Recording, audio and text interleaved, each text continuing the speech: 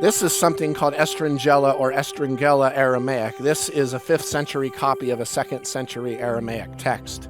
This is a style of writing that, and actually funny enough, I point at one of the first words I'm going to be talking about, but this is a style of writing that was created because the Aramaic speakers were so essentially disgusted by the horrible translations coming from Aramaic into Greek of the words of Jesus from his native Aramaic.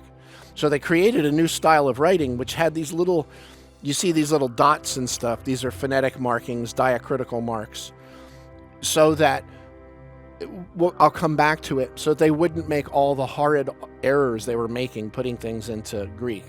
And it's funny, again, how many of the originals do we have that went into the Bible? How many texts? 0. Shh.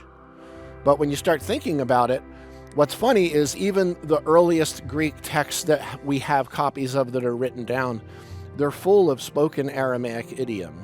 What does that mean?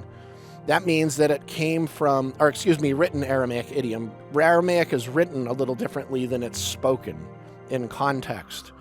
And what's funny is, all over the supposed earliest Greek texts, there's all these Aramaic idioms that could only have come if it was translated from a written Aramaic source, rather than just like past the secret. And even if you think of it like that, if the earliest document was 35 years after his purported lifetime,